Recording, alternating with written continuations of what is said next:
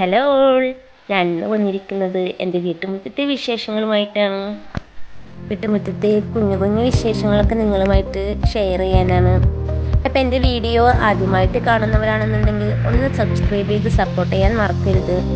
അപ്പോൾ തീർച്ചയായും വീഡിയോ കാണുക, ലൈക്ക് ചെയ്യുക, ഷെയർ ചെയ്യുക. ഇതെൻ്റെ വീടിൻ്റെ മുൻവശത്ത് കൂടിയാണ് നമ്മളിപ്പോൾ പോയിക്കൊണ്ടിരിക്കുന്നത്. വലിയ വലിയ കൃഷിയൊന്നും ഇല്ലെങ്കിലും അത്യാവശ്യം നമ്മുടെ വീട്ടിൽ നമുക്ക് ഉപയോഗിക്കാവുന്ന കുറച്ച് തൈകളും മരങ്ങളൊക്കെ വെച്ച് പിടിപ്പിച്ചിട്ടുണ്ട്. ഒരുവിധം വലിയ മരങ്ങളാണ് എല്ലാനും. ചെടികളൊക്കെ കുറവാണ്. ആദ്യകാലങ്ങളിലൊക്കെ ഒരുപാട് ചെടികളുണ്ടായിരുന്നു. പിന്നെ ഞങ്ങളുടെ വീട്ടിൽ 2 പെൺകുട്ടികളാണ്. കല്യാണമൊക്കെ വീട്ടിൽ തന്നെ വെച്ചിരുന്നുണ്ടായിരുന്നത്. അപ്പോൾ പന്തലിൻ്റെ ആവശ്യത്തിന് വേണ്ടി എല്ലാം വെട്ടി നശിപ്പിച്ചു.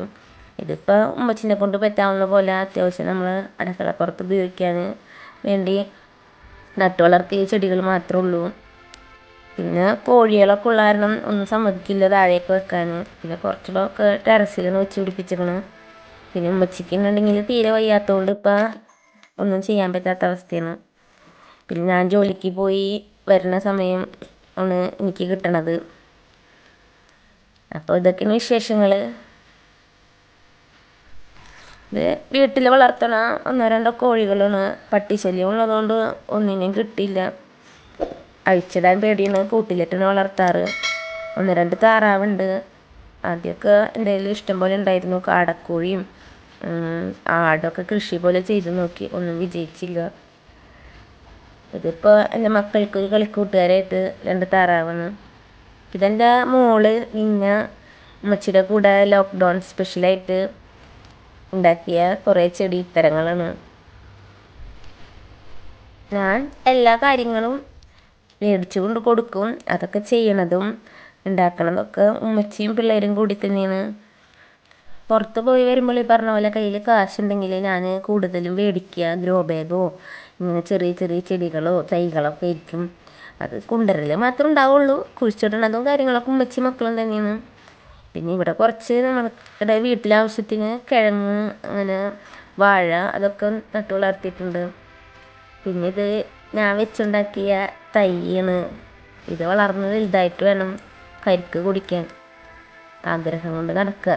പിന്നെ ഇത് എൻ്റെ വീട്ടിലെ ലൂബി. ഇത് എല്ലാ മാസം, അതായത് ഒരു വർഷം എല്ലാ മാസവും കായ്ക്കുന്ന ഒരു ലൂബിയാണ്. പിന്നെ അതിൻ്റെ തൊട്ടടുത്ത് സർവ്വസുഗന്ധി എന്ന് പറയും. പിന്നെ അത്യാവശ്യം വീട്ടിൽ അടക്കാമരം. പിന്നെ ഇത് എൻ്റെ ഫേവറേറ്റ് മരമാണ് കറക.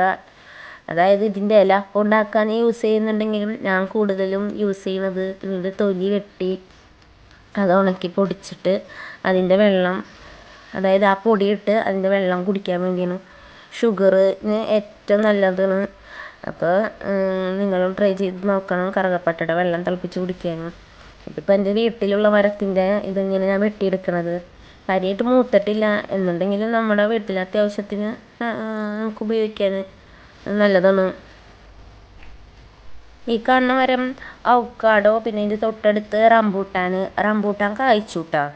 അവക്കാഡോ കായ്ച്ചിട്ടില്ല. പിന്നെ ഈ കാണുന്നത് നമുക്ക് തണലേകണ ഒരു വൃക്ഷം ആര്യവേപ്പ്. ഇപ്പം ഇല കുറവാണ്. പിന്നെ ഒരുപാട് വിഷമമാവുന്നൊരു നമുക്ക് എന്താ പറയുക, നമ്മുടെ വീടിൻ്റെ അടുത്തുള്ളവർക്കും റിലേഷനുള്ളവർക്കും അങ്ങനെ എല്ലാവർക്കും ഒരുപാട് വിഷമമാവുന്നതാണ് ഈ കാണുന്നത്. ഈ ഒരു ഞാവൽ മരം ഉണ്ടായിരുന്നു. കടപുഴകി വീഴുമെന്ന് പേടിച്ചിട്ട് അത് വെട്ടി. ഞാവൽ സീസൺ ആകുമ്പോൾ ഈ പറഞ്ഞ പോലെ റിലേഷനിലുള്ളവരും വീടിൻ്റെ അടുത്തുള്ളവരും പിന്നെ എപ്പോഴും രാവിലെ എണീക്കുമ്പോൾ കിളികളുടെ ഒച്ച കേട്ടിട്ട് നമുക്ക് എണീക്കുക. നല്ല ടേസ്റ്റാണ്.